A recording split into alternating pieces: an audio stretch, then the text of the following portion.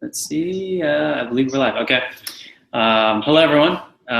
Thanks for making the time today to learn about tech roles in the White House. So today we have Nate and Haley. I'll let them introduce themselves, but they were pretty pivotal in creating the modern White House under the Obama administration. So we're going to learn from them and hopefully pass on that knowledge to you. So Nate, Haley, I let y'all introduce yourself. So Nate, why don't you go first? Sure. I'm Nate. Thanks so much for hosting us, and happy to do this. Very briefly, I worked on the 08 campaign. That was where I got my start in the Obama experience, as did Haley, and worked through a bunch of different iterations on that side. I worked on for some groups in between the elections, and then ran the digital marketing team in 2012, and that led to the White House, where I was heading up the Ops digital strategy for about 2 years. I am now on the outside doing some consulting work and looking for ways to be helpful integrating some of the technology and digital stuff we were doing with companies and nonprofits on the outside. Thanks. And I am Haley Van Dyke. I also got started with Nate in the 2008 headquarters for the Obama campaign. And I've had a bunch of different roles in government, so hopefully I can answer different questions on a bunch of aspects of it. I spent a few years working as like digital director at a couple different agencies, the Federal Communications Commission and USAID, roles similar to that. And then was at the White House in the Chief Information Officer's office for a little bit. But most importantly, spent the last 2.5 years working on building a new team inside the White House called the United States Digital Service. And we essentially operate like a tech SWAT team where we recruit people from the private sector, bring them into government for short periods of time, and are systematically going through the largest citizen-facing services across government and helping make those work better and cost less. So, Great. Thanks for both of y'all making your time. My first question is, y'all both worked in the campaign world in 2008. So why did y'all join the White House? What were the things you wanted to accomplish? Well, either one of y'all. Sorry, if it's two of you. So. I'll start by saying, which I'm sure many people are in the same position. Like, I never, ever in a million years thought I was going to work in government. That wasn't, why I joined the campaign, right? In the first place, I didn't think it was going to parlay itself into government. So it was, when I first showed up, I actually came out to work on the presidential transition team for just what I thought was going to be a few weeks or months. And what I can say is, after the many years in government now, more than I ever thought that I would have spent, it's an incredibly amazing platform to create change from. And the opportunities that you have inside government to impact like the lives of so many people. I mean, government programs just touch so much. And that there's an incredible amount of opportunity. So that's what's kept me there, is the chance for impact on things that I feel like really matter. Things like veterans benefits, student loans, these things are helping, families or neighbors, people that are very tangible. So that's what drew me to government, even though I never thought it was a pathway I would end up walking down. Yeah, my story is very similar. I was drawn in first by wanting to work for now the previous president, and that led in a number of directions that I did not anticipate and wasn't expecting. But then when given the chance to find a way to continue that service, was super eager to do that. And I would just echo the last point Haley made, about impact broadly. We're all looking for ways to find meaning in the work that we do, and whatever your politics are. The scale of a lot of the projects that you work on in government, not just the White House, but certainly in the White House, are very hard to replicate elsewhere. And, experiences that I'm sure we'll talk about in this conversation, things like, in our case, healthcare.gov,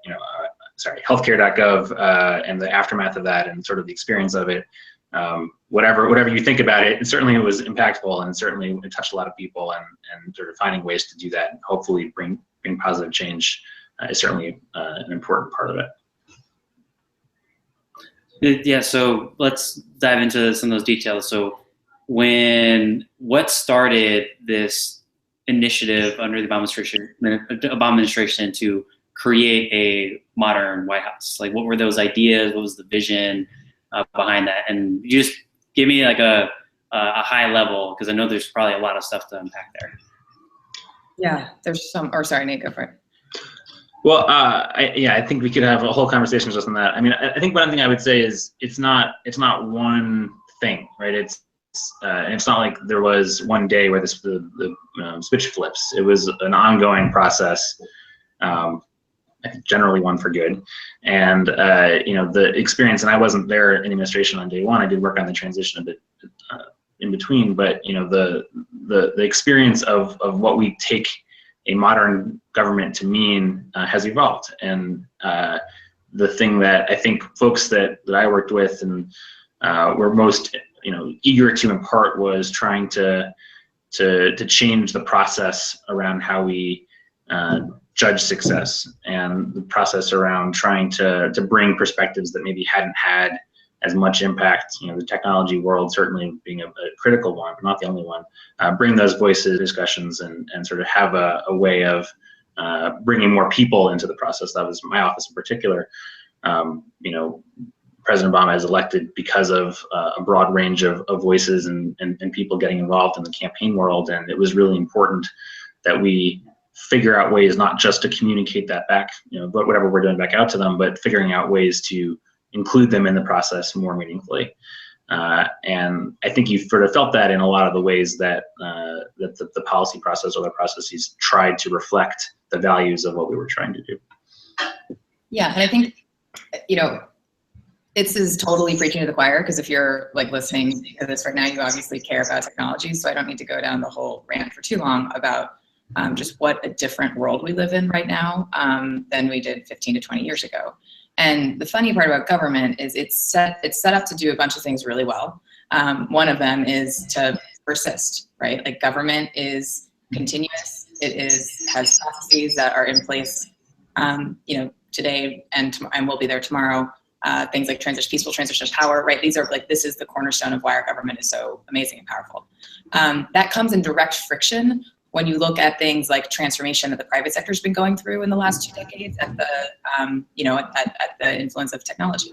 So everything has changed for companies. I mean, even look at a normal company like American Airlines, right? Their business model was flying airplanes. They now, whether they like it or not, have to also be in the business doing products, selling products online. They sell all their tickets online, and they've been able to go through that transformation. It wasn't easy. It's not easy for the private sector, but they had that were helping create that incentive and make that possible. And the government is at the same point, right, where it needs to also do that same transformation. It needs to fundamentally re-look at how it's providing citizen services and how it operates in this new world. But there's so many other factors that makes it so much harder for government to move quickly in that space. And so what I think is unique about this moment, both the moment of the last administration and that's going to continue for this administration, is what that actually means in the lives of people. Right? I think President Obama said it best when he was at a tech recruiting event for us a few months ago. Someone asked him, why do you care about this? And he gave an incredibly eloquent answer that was all about trust in government. And I think Americans' trust in government right now for the last decade has been at an all-time low. You look at the Pew studies, you can look at a lot of data that points to that. And I think in many ways, that's for an understandable reason, right? When Americans are thrown into the wall of bureaucracy, or they try to go get services like healthcare on a website that crashes and doesn't work, or they walk into the DMV and it just doesn't feel like a service-oriented organization. And then simultaneously, you can go have hot organic food delivered to your doorstep in 5 minutes.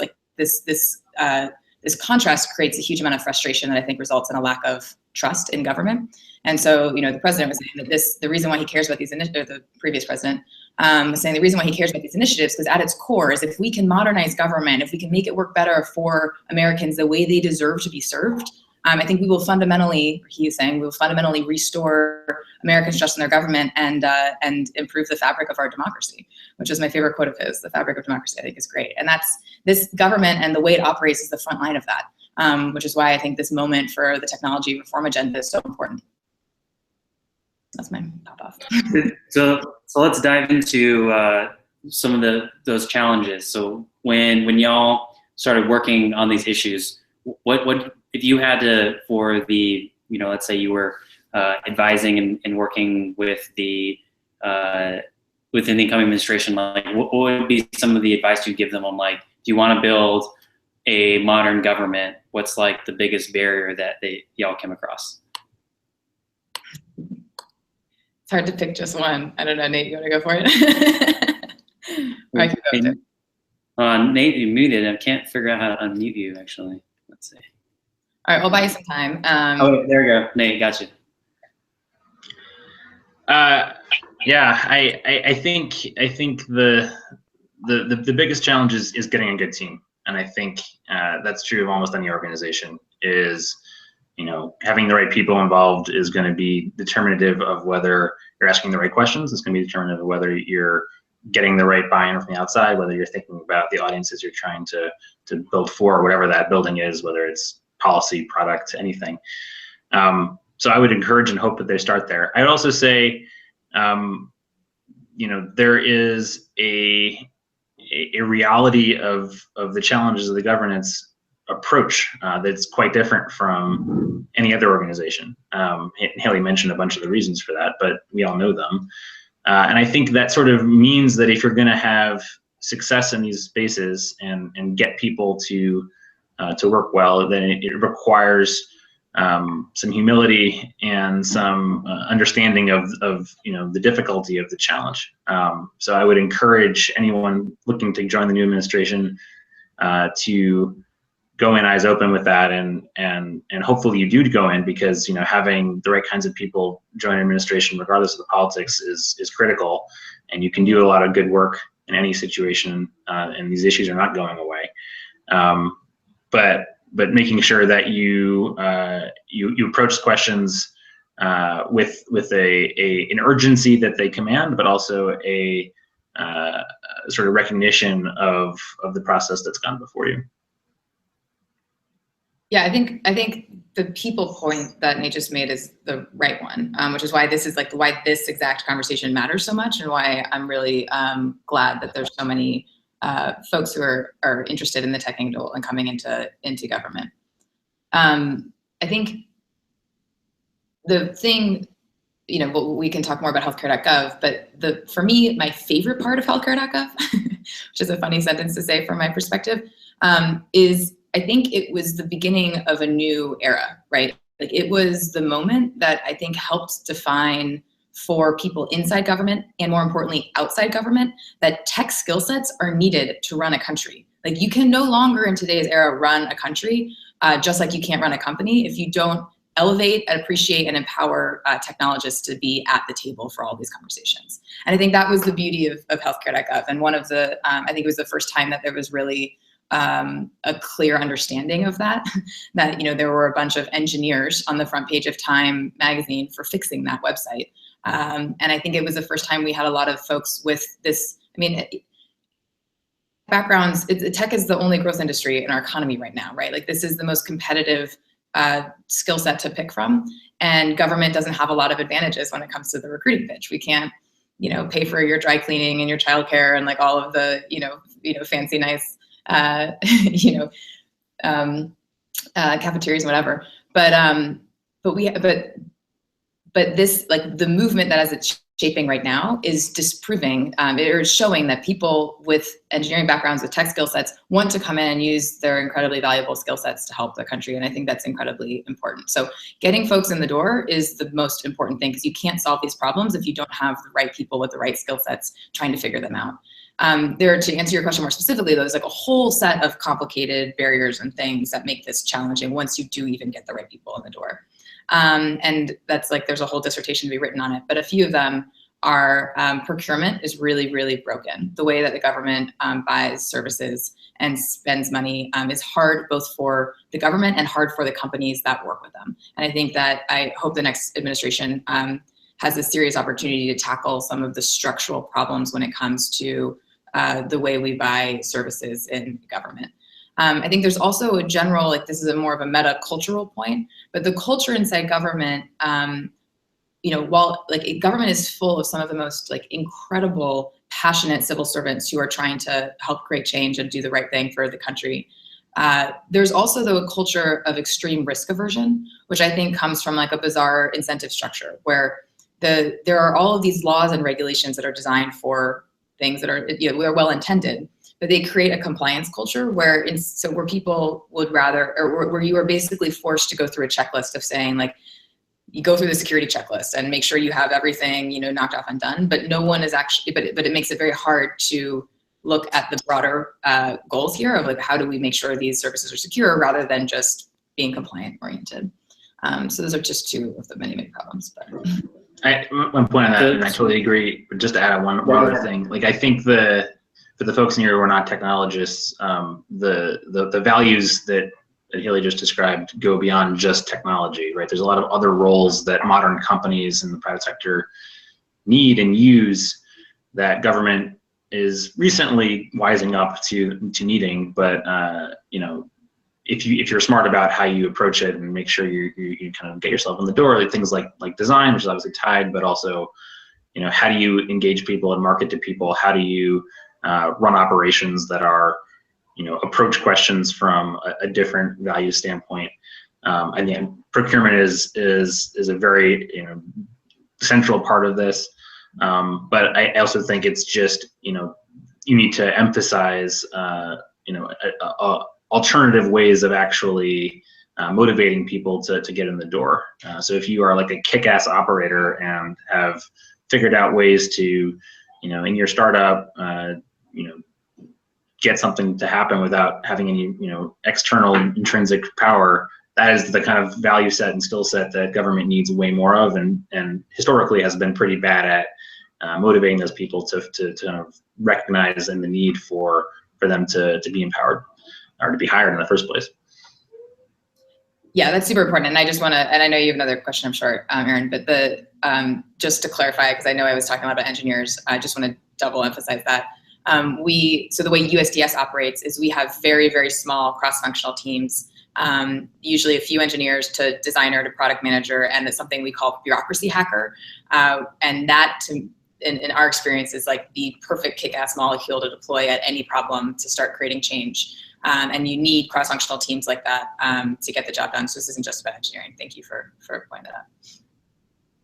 Yeah, so yeah, let's get into building this team, since y'all both said team was the hardest thing as it is in every startup, as I've experienced. A lot of people in this webcast has experienced. So what should a engineer, or let's say even a tech policy minded person who you know, agrees and like wants to create a more modern government, what should they be considering whenever they're coming into trying to fill one of these roles? And the second thing is, like, how do they do it? Like, what is the process? Is there even one? Yeah. Well, the first thing so the first question, and then we can get to the how part. Two pieces of advice for people considering this role is it's going to be harder than you could have ever possibly imagined. It is challenging at every turn. Some days you wake up and you're like, how has this wall I've been banging my head against not moved? And it moves, and you actually get to see like, oh, we got, we increased the amount of veterans being processed online by 700%. And it just happens like that. Are those days that you just hold on to, and it's so rewarding and it makes it so worth it. So I want to make sure we're not pitching this as like going to be an easy walk in the park, but that the rewards on the other end of this hard work are really, really deeply rewarding. One of our amazing engineers, Matt Weaver, he was one of the site reliability engineers at Google. He has a nice little saying, which is when you start, remember that there is no bottom, there is no top, and it's been tried, and that's been tried before. So I think those are three helpful things to keep in mind when tackling some of these big problems. But when it comes to the how, I mean, how exactly do you jump in and get involved? I think there's a bunch of, it depends on where you're going in the various offices. So would it be helpful to do a little overlay of that, or what's the best way to dive into this? Yeah. I mean, we can go ahead and start going that direction if you want. I mean, we're eventually going to get to that. So if you can describe the lay of the land. Yeah. So there's a bunch of different epicenters to do this work from, all across government. I think one is agency teams. So picking an agency that you're interested in the mission space that you care about is really important. I think this work is hard, so being passionate and motivated about it is important.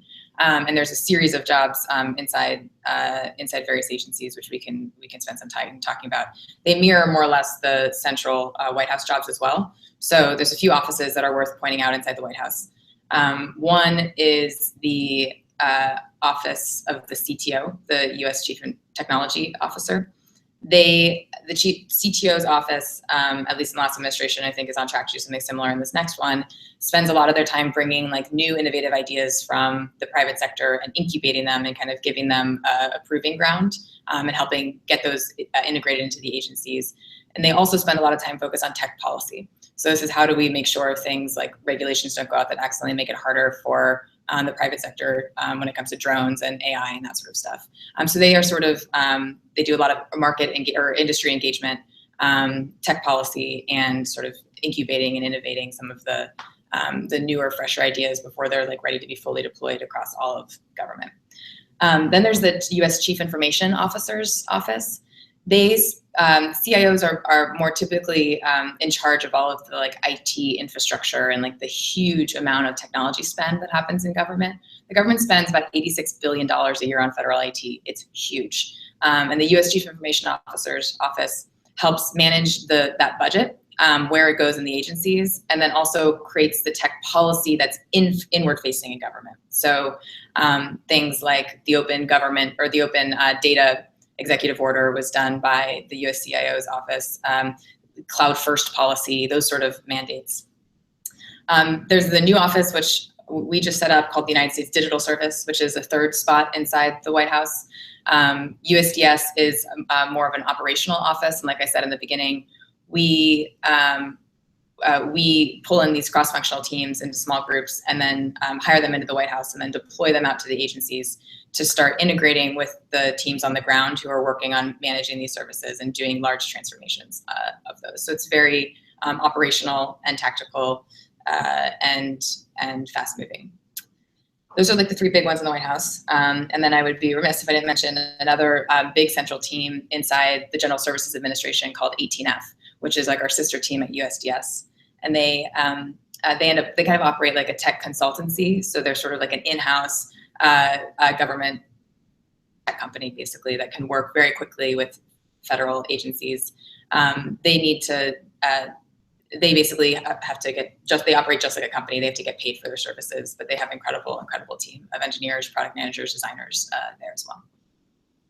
So that's the lay of the land, which is a lot. I'll briefly just add, I feel like I'd be remiss if I didn't. There's my old office, House Digital Strategy, in the White House as well, which is more the public engagement side of the digital conversation. How do you connect people with what the government's doing and figure out ways to use digital first tactics and other methods to provide a two-way conversation. That's where things like the We the People platform were built from. That's where any number of partnerships with digital companies, media platforms comes from, and whitehouse.gov.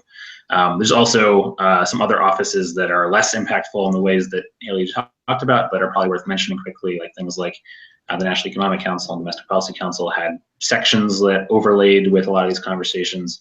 And then obviously the National Security Council for a whole bunch of other issues has intersections, particularly for things you might expect, like cyber and conversations like that. And on the policy side, since I know there's some folks here who are interested in that, don't undervalue the roles of some of the agencies in some of those debates. Things like net neutrality and others, even ones that are not independently regulated, still have very major participation from the agency side. Yeah. So then let's go to the what are the top like non-technical qualifications you see in some of these roles, because you're dealing with bureaucrats and politicians, and you don't really encounter that a lot when you work at Uber and Google, I would assume. So what type of advice would you give people who are technical, or even just like you said, Nate, people who are in policy and outside the system, that when you get into the White House or you get within an agency, I imagine, Haley, you told me stories like the social dynamics are very different. Yeah.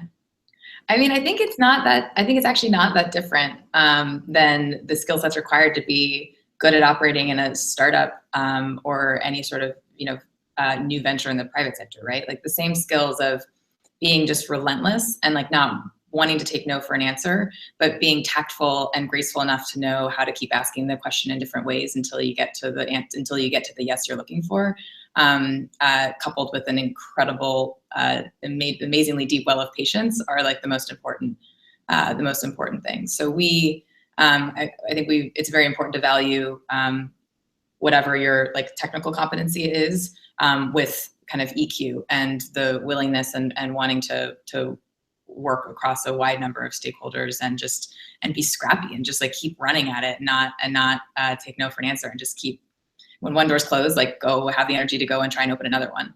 I think that's the common skill set, honestly. The thing I would add to that is I think one major difference you see between private sector and public sector work is it is much more clear in the private sector very often. When you're working at a company or any other organization, there's typically a much more narrowly defined mission statement and a much more narrowly defined thing you are trying to optimize for. So if you're interested in doing the public sector side of this, and hopefully you are, you should go in expecting to be pulled in 17 different directions and have no one really have a clear idea of which of the 17 things is the most important or why. Yes, the leadership at the top is going to have very high level, broad priorities, and you're going to try to follow them and reflect the views of the administration or the organization. But still, like, there's not a roadmap about mission in the same way there is for many of the jobs that we're talking about. If you're at an agency in a mid-level position or an operational task team, task force, it might be a little different. But even in that case, you're probably going to switch frequently. You're probably going to experience different parts of this. You're going to be going in because something is broken, and there are probably multiple different reasons why that thing is broken. And it's not going to be, how do I increase my marginal revenue stream 20%. No one is going to have a question for you like that. It's going to be something as a huge opportunity to improve and figure out a way to approach it before the next thing comes in like 2 months. So for these some of these positions, talk about these roles, what type of advice would you give people who want to work in this upcoming administration? Like, how would you recommend getting their name to be considered? I'll give you one very clear answer. I'm obviously biased because I work at USDS, but and I can't speak to all the hiring processes for like the Trump administration. But the United States Digital Service has a very easy online application at USDS.gov. You can definitely submit your info into there, and we'll get a call back very quickly from our talent team if that's one of the positions. But I can't really speak to the broader like Trump administration political appointee process. Yeah. So Haley just mentioned that. It's probably worth mentioning for folks who don't know that there is a sort of categorical difference between political appointees and non-political appointees in a very different hiring process. Yeah. So for jobs that are non-political appointees, service jobs typically are in agencies. I apologize, there's some noise behind me with someone vacuuming above the floor, so I don't know if you can hear that. But those jobs have application processes that are through channels like Haley just mentioned. For the political side, and I don't begin to speak for the Trump administration, but I imagine they probably have some similar processes around the presidential personnel office and some of the various teams where there are well-defined entry points. Historically, there have been to go through, and that is more similar to a private sector approach, where knowing the right people or having a way to get your name to the top of the pile is important, because they will get insane numbers of applications, and figuring out the right process there is critical. So maybe it'd be helpful to actually briefly outline that, just because like within the plum book, or that someone within USDS has this job, that what Nate said, like there's something going on behind the scenes, right? The different levels of appointees, and then I've even seen like there's the official government like pay schedule, which also means something. I have no idea. So do y'all have any insight into that stuff? Yeah.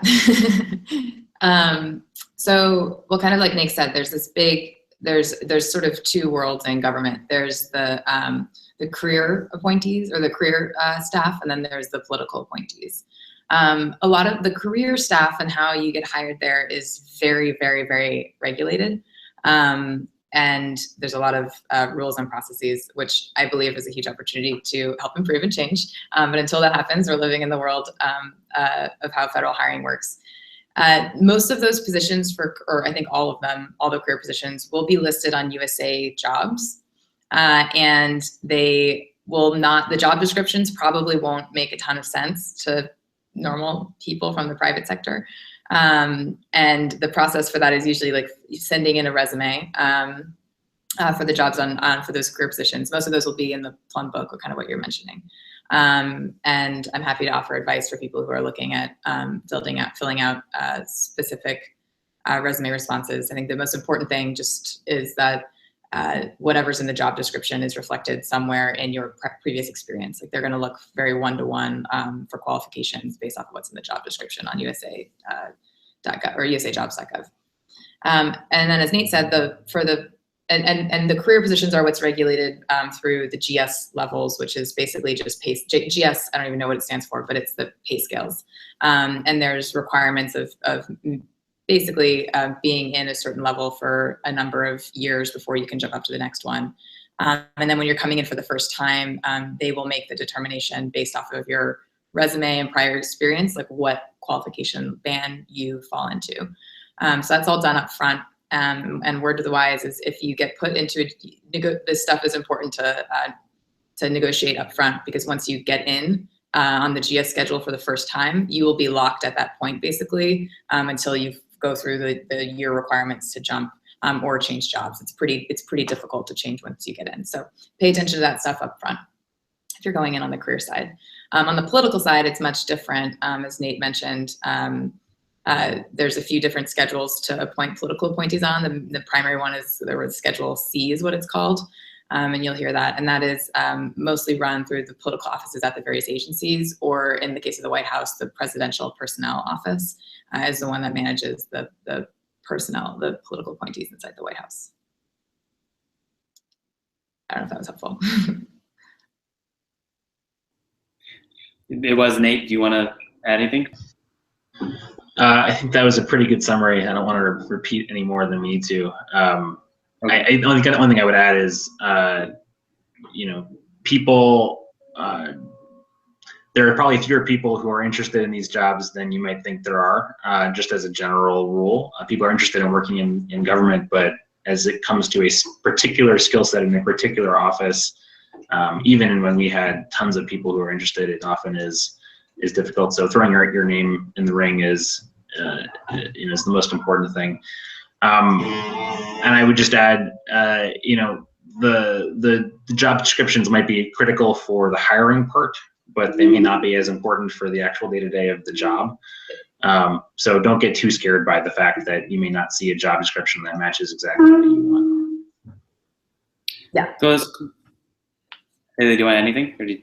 I think it's a super important point. And I think this is like actually the process of applying for jobs in usajobs.gov is like a very interesting first foray into a lot of the problems we were talking about a minute with why government is this way. I'll give you one quick example. Well, part of the regulatory process around hiring is designed to make sure like people aren't just giving jobs to their friends, right? Like that's the whole point of this. But the way that ends up getting implemented is often the people who are reviewing the incoming applications for a specific job description are not the hiring managers. So it's not the people that like are actually going to be hiring you. So a bunch of resumes get sent in and they get funneled by HR specialists who don't have a background in the team or the things needed for that role. I'll give you one funny example of how things can get lost in translation on that. At one of my old jobs, we were trying to hire a position, and we required that they have experience working with version control software, because we couldn't use the name of the company. So we wanted it to be like, we were going through like modern development practices, and like, so one, you must know how to use version control software, like GitHub. And so someone applied for the job, and their last job was at GitHub. And they didn't on the resume say that it was a version control software company. And so the people reading the resume didn't know what that was, and they weren't qualified on what's called the cert. So they call through all the resumes and they come up with a list of the most qualified people that they then pass on to the hiring managers. And the resume didn't make it through the cert because it didn't use the same language. And so the person who didn't have a background in this didn't know how to qualify that. So keep that in mind when you're writing resumes for jobs on usajobs.gov. That's I think the way you described that earlier of your first exposure into things that need to change government was a very nice way of saying it sucks. Yes, it was. Yeah. Also, it may be outside the scope of this conversation, but it's worth pointing out that those same challenges are not just for hiring; they're also for contracting. Maybe even worse for contracting, where the RFP process might run through a set of determinations and specific outlines of requirements that the people who are actually executing that task may not be the ones who are selecting, or at least not the first pass of the ones who are selecting. So if you're on the other side of those conversations, and some of these positions end up being on operational sides, partnerships with outside organizations, worth thinking about that whole conversation as well.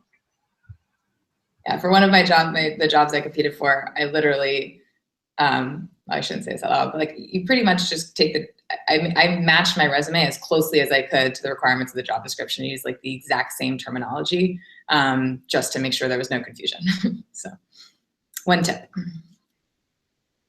And I'll make it more positive for a second, because I know this sounds probably depressing, but this is like the systemic problems, right? Like these are the things that we need to fix right now, and we're not gonna be able to fix it if people don't come in who are hungry and eager to change these things. And I think the opportunity of this administration coming up here is going to be real, because there will be a united White House, Senate, and Congress to actually start looking at some of these problems and change them at the root, which is in the regulation. And that's a very rare opportunity to have that kind of alignment in DC.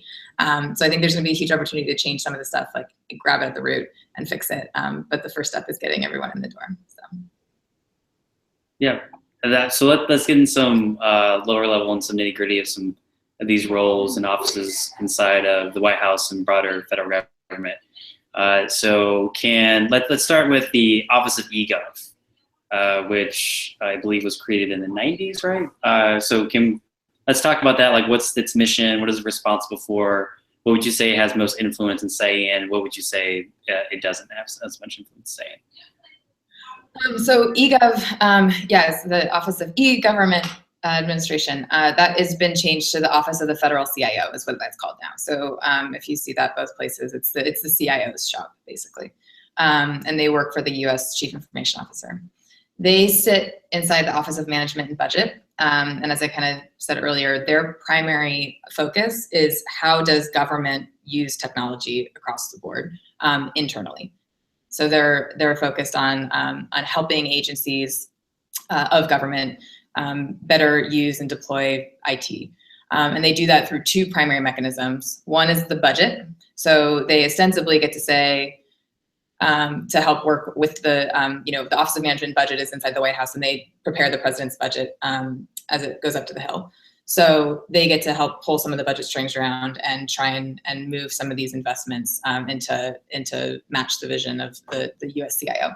The second tool they have at their disposal is the power of the policy pen. So they get to then also write memos and directives to the agencies that push them in a different direction. Things like, thou shalt go to the cloud, and thou shalt open up your data, things like that. So those are the two controls that office has, and have purview and oversight over all of the agencies in the federal government.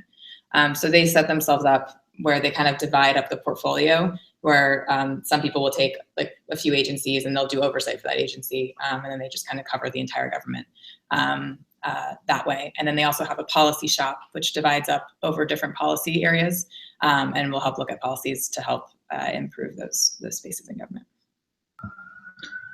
I don't have much to add to that other than OMB stands for management and budget, so think of them as a subset of the management side of that debate, and they will have input into the budget side, but there are a few other actors as well who help in the management of the bureaucracy and management of the agency process, and they are obviously a stakeholder as it relates to some of the more technical issues that we're talking about today.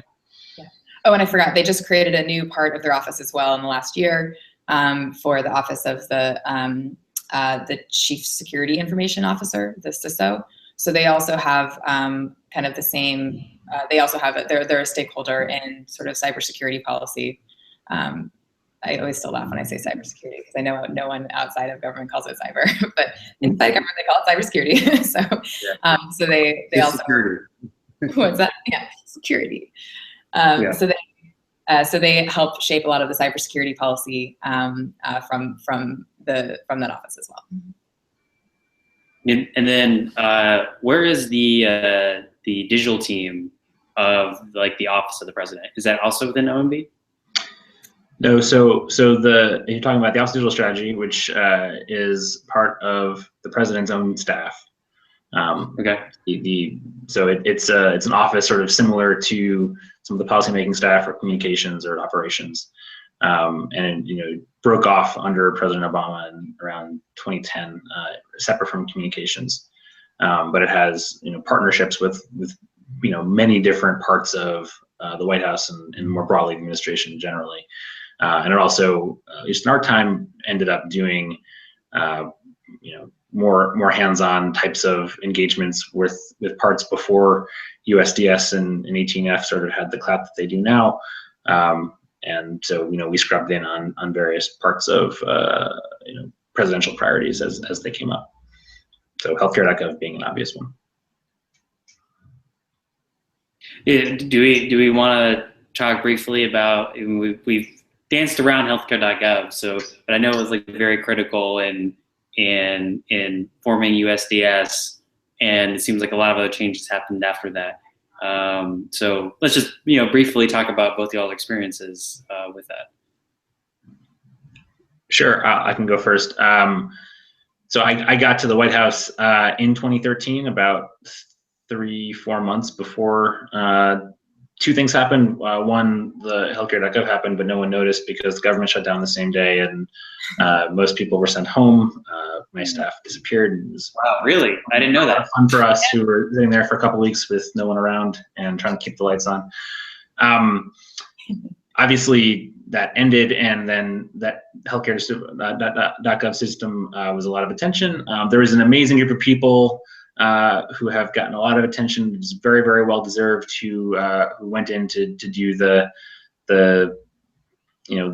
fight of how to get that back on the ground. I'll let Haley speak to how that transitioned to the work since then. But for my own part of it, there was a secondary challenge besides just getting the site to work, which was the main one, obviously. But there was a secondary challenge of how do we get people to use this thing after they have spent 6 weeks hearing nothing but about how broken it is and how awful it is and how the world's coming to an end, the presidency is over, and on and on and on and on. But all of which seemed very, very true at the time. And we had to get something like 7 million people through this system that still was tenuously working at best. Much better than it had been, but not perfect. So a bunch of us scrubbed in basically and figured out ways to try to help get people through that process in a whole bunch of different ways. So that was digital tactics like the front end of the website, like email marketing, like advertising, like partnerships with third parties, all that sort of stuff. And I had a part of that, and a bunch of other people did as well, trying to figuring out how to do that. And then in the aftermath, there was a very long process around how do you institutionalize some of the learnings that we got around this catastrophic thing that ended up actually working pretty well by the end of it, by the numbers at least. We got to the numbers we needed to get to. The system worked. We didn't have a spiraling collapse because young people didn't sign up, which was a very real fear. And we can talk more about what that meant, but I'll turn it over to Haley for her part of it. Yeah, I think on the I mean, healthcare.gov was just such an important moment for this movement because, as I said before, it really, I think it was a really public lesson on a lot of the pain points of government IT. And it created an opportunity to sort of jumpstart a bunch of the solutions that I think are now kind of exiting the proving ground stage and are starting to show that they work. So when healthcare.gov went off of the rails, it was for all of the reasons why all of the other IT projects aren't working well. And the thing that's interesting for me about healthcare.gov is that one was on the front page of CNN and New York Times and all the press every single day for weeks. But for every healthcare.gov, there is like dozens more that aren't hitting the national scene in that same way. And the problem, and it's just the problems are the same across all of them. And just to rattle through a few, what we found out with healthcare.gov, I mean, the first one's very obvious, but there wasn't a single person, a single point of accountability across this enormous undertaking. There was over 57 different contractors working on building that one website. And when I say contractors, I don't mean like humans. I mean 57 different contracting companies, all of which had God knows how many people, dozens, hundreds in some cases, working on this one operation. And and throughout all of that, at the highest levels of decision making, there weren't engineers or people with technical talent. So in that scenario, it becomes, I think, very easy to understand how you end up with a website, which in theory isn't that technically complicated. Plus a bunch of specific requirements from Congress that there was a lot of over specification of what needed to get done in very technical ways, which sort of tied the hands of a lot of people. So, I mean, when you see all those pieces laid out, it's very easy to understand how this became a gigantic train wreck, right? And when you pulled back the hood and started looking at a technical level of some of the systems, I mean, just one of them, for example, there's this one component inside healthcare.gov called it's the identity management system. That one system cost $300 million to build. It was what we used to basically, or what was used to have people log on and track their user accounts. And that system, for the price tag of $300 million, was the thing responsible for 75% of the downtime of healthcare.gov. So it cost that much money and it didn't work. And so I think it's just we transition to how this kind of helped create some institutions now. We had, before healthcare.gov, before that shit hit the fan, we had been working inside the White House trying to figure out how do we develop a more central team of technical talent to help support these huge services that the agency have that aren't making the jump into the modern world. And we were just starting to figure out, or we had been well into onto making those requests to build this team, which is now known as USDS. And as Nate mentioned, we had our one of our final budget hearings, which was like just a big meeting where we were going to make a bunch of decisions, and it was scheduled for October 1st, 2013, I guess it was. So that very day was the day that healthcare.gov collapsed and the government shut down. So the meeting was canceled because no one could come into the office. But we were ready to go, basically, to run the play of like, can we send in small empowered teams into a big technical tire fire, and will it actually work? And so, as Nate mentioned, there were a few folks who jumped up. It was sort of like our prototype, just to see, can we turn around a mess this big? At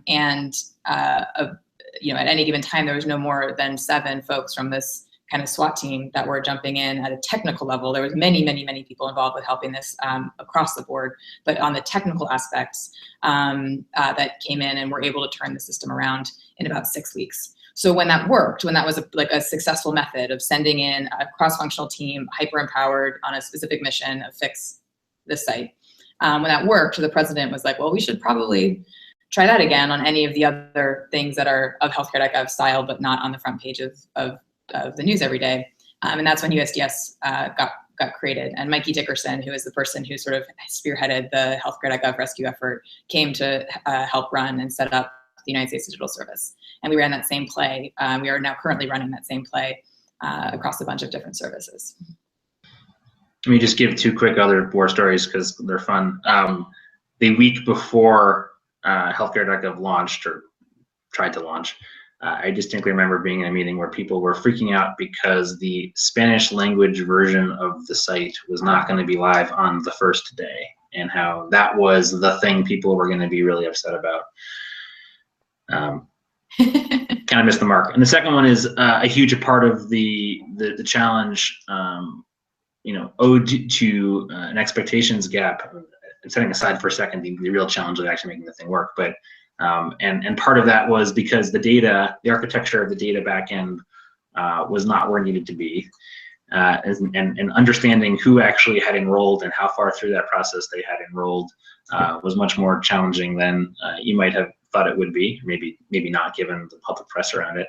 But a lot of the opportunity around some of the operational changes on the data side came because the president himself wanted to know how many people had enrolled, and it took a very different way of trying to engineer ways of forcing conversations to happen, and that that illustration of how much you could get done if people were empowered in a very different way was very effective, and also very illustrative of the gap in space between how people were approaching these problems previously and how they needed to if they were going to succeed. And Mikey did an incredible job, and Haley and that whole team, and Haley herself should get a ton of credit for this because the USDS has done incredible, amazing things.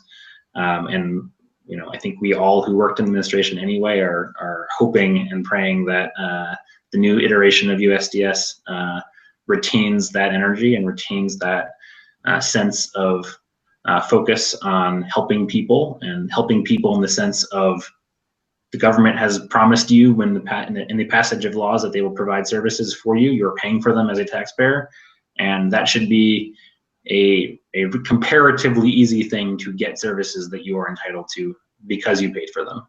That's sort of the trade-off here, and it shouldn't be controversial, or it shouldn't be in any way partisan. It should just be something everyone should want to work on, and if you have the ability to figure out a way to help that team do it, step up and do it. All right, so let's go into then OSTP. So what do they do? How are they involved? How are they connected? Tell us about that office. Sure, I'll take that one first. So OSTP is one of the other policy shops. There are a few different policy shops that live in the administration's, sits in the White House. They have been at various points in different administrations empowered in different ways. But OSTP has a pretty broad mandate across a bunch of different areas.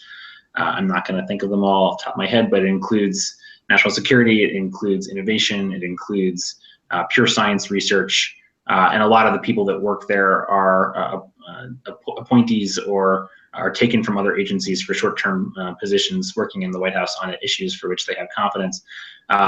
The office of the Chief Technology Officer sits within OSTP, so I imagine you're probably going to ask about that next.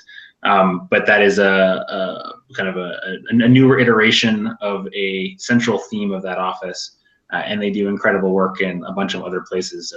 Think of the NASA responsibility, from the administration side, goes through there, but so do dozens of other agencies, and tons of other issues that might come up. Yeah. Haley, do you want to add anything to that? Yeah, you nailed it. Okay. So then CTO, you open the door. So what is CTO? So what Nate, I think, just described was CTO's office. Right? Oh, that is CTO. Okay. So the CTO isn't necessarily in the White House. Isn't necessarily like CTO in Silicon Valley sense. It's like broad technology science stuff. No. Yeah. No. It's like, so the titles are totally flipped. Like the CTO in like a normal tech company is very different than what like the US CTO does. Like Nate said, it's got a pretty broad policy mandate, which doesn't mean it's like the one making technical decisions on behalf of like White House products and things like that. Okay. Yeah. So CTO, there is a broader Office of Science and Technology policy, of which CTO is one part, but a very critical part. And because of the modernization work and a lot of the other parts of it, they've done a lot of incredible work. And then you also mentioned some specific policy roles within the NEC, right? Like that are part of these economic councils? Yeah, so the NEC, National Economic Council, they're sort of tasked with the president's policy team for maintaining and improving and innovating in the economy generally. Because these issues are so central to that, they have parts of those kinds of conversations. So, but it tends to be more around things like, president's recommendations around some of the investments they're going to make for infrastructure or for trainings or for I'm trying to think of any number of economic kind of core questions, and some of those things intersect with tech issues. So on the other side of these things, like the Domestic Policy Council does immigration and healthcare and education and things like that. But some of those issues, immigration being an obvious one, might have intersections with technical questions like how do we get a sufficient number of engineers to be able to get into the country and the visa program and all of that. Okay. And then let's see, there's also, actually, I want to sort of wrap up on USDS and 18F. And so, okay, is there any like roles in notable agencies? Like, do agencies vary in their, tech savviness or how much they actually implement technology? Yeah, I mean, I think every agency is its own like unique little snowflake. They all operate very independently of each other, and all have their own infrastructure, their own products and services, their own everything. And all of them need help. The whole government needs help in this space. So the important roles to keep in mind if you're looking for an agency role, I think there's a few big ones, and they map similarly to what we just laid out. There's CIO roles at agencies, which are very powerful when it comes to the budget inside the agencies and the overall tech infrastructure and IT. There's often CTOs inside the agencies, so not all of them have CTOs. Every agency is congressionally mandated to have a CIO, information officer. Most of them have started having CTOs as well, but not all of them do yet. And the CTOs operate just similar to how Nate laid out. They're a little bit more focused on bringing in new innovative practices into the agencies. And each of the agencies, these will be placed at different levels. So it's sort of a case-by-case basis. Most of them also have digital strategy shops, which are, as Nate also sort of laid out, those are usually more tied to the primary website of the agency and communicating with the public, engaging with the public on those issues, and typical digital strategy work. And then a lot of agency teams are now also developing digital service teams, which come in and work more on the product and services that are citizen-facing inside and like mission-oriented inside the agencies. It sort of mirrors the the White House stuff. If that makes sense. Yeah, I'll just give a shout out for the digital strategy folks as well. I mean, some of the products that they work on vary quite dramatically agency by agency. So that would include things like, the Department of the Interior does pretty pictures on Instagram of national parks, but it also includes, ways of engaging comments in some cases around policy issues. Getting feedback back to people. It might include public events with people, but making sure that those events are broadcast and sort of transparently reflected online. On the policy side, in some of these agencies, if you are interested in some of that side, as I know you mentioned that there are folks on this call who are on the policy side, there are, depending on what your area is, almost all these agencies have a policy making shop as well. We mentioned that at the beginning, but just worth mentioning that again. So if the White House one or administration one or OMB is not the right thing for you for whatever reason, take that seriously. If you're doing net neutrality work, for example, a lot of that is through, obviously the FCC, but also through Commerce or NTIA or other areas in the government. So let's talk a little bit about USDS. So we've already been through, I think, a lot of examples, but Haley, like, how would you, describe at a high level the mission, what type of people should apply, that type of stuff? Yeah, so I think, our mission is like, how do we help improve the most important of the government services and like modernize them for the era that we're living in. The type of skill sets that and as I mentioned, so the way we operate is like, we're centrally located outside of the White House, but we deploy teams into the agencies. So our purview is very large. Like, we can, we've taken on like 60 different projects across government, and have teams right now on the ground in 8 different agencies. So the mission for USDS is kind of driven by like, what are the largest, highest impact services, and how can we get and like, how can we bring in air cover and support to start driving change on those. The skill sets that we look for, we kind of went through earlier, like the cross-functional teams are a huge skill set that we're seeking. Product managers are another one, designers, UX, user research, and then this other category is sort of bureaucracy hackers, which are like sophisticated operators who are really good at navigating and getting things done. Don't have to think you have to have prior experience to be good at that. That is, like Nate said, people who are just good at being scrappy and executing. So we will hire anybody who is qualified in any of those categories. Oh, and I'm sorry, and we have a last category as well of procurement, where we have hired a lot of procurement specialists to come make it easier for our government agencies that we work with to work with private sector companies on the ground inside those agencies. So those are the sort of big categories that are verticals that we hire against, and we are hiring. We have budget to keep bringing people on. So if you're interested, you should definitely right now apply at usds.gov, and we'll the team. I'm not there anymore, but the team will. They're very fast. They'll reach out to you quickly. Great. So then last one we'll cover is 18F. How are they fitting into this into the ecosystem? Yeah, I think the skill sets 18F are looking for are very similar to the ones I just laid out at USDS. Like, they operate like a tech consultancy. They're inside this agency called the General Services Administration.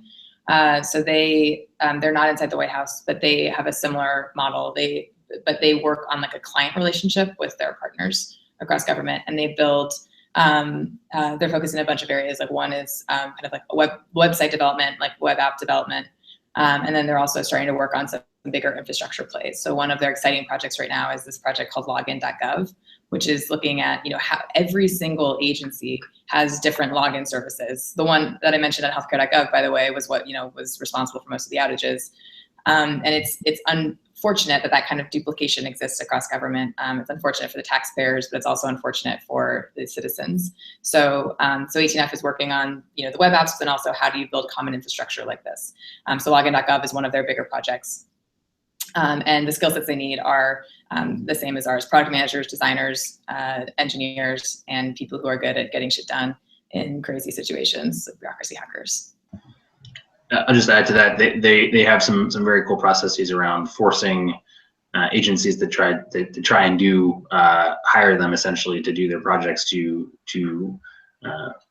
redefine and better specify the outcomes that they're looking to actually get in ways that have been valuable and interesting, not just in getting good products and good outcomes, but in forcing conversations that have been interesting. I'll also just add that if you don't know what 18F is, that's the physical location of where they are. People kind of always ask that. Yeah, it's a little homage to 30 Rock. It's their offices are on the corner of 18th and F Street. Yeah. Oh, I didn't know that. Oh, that's cool. So I greatly appreciate your time to speak to our community and the visitors on the webinar. So if you could, leave one piece of wisdom to people interested in doing technology in government, what would that be?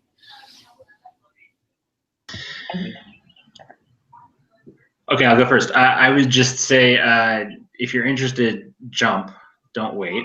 I would also say, if you're interested, it should hopefully be because you have an interest in tackling problems at scale that help people, and not because of an ego reason or another reason of just thinking it's a cool thing to do. These jobs are really hard, and if you are not going there because you want to do that, you won't be happy, but hopefully you do want to go there, and you should go there because you do want to achieve those things. And I would just add that if folks want to email me off thread or whatever through the Lincoln folks, I'd be happy to answer questions that I can that we didn't get to. Yeah, I was going to say something very similar, but like most importantly, this is so much advice, but like I can't underscore enough how important this work is and how desperately your country needs your help.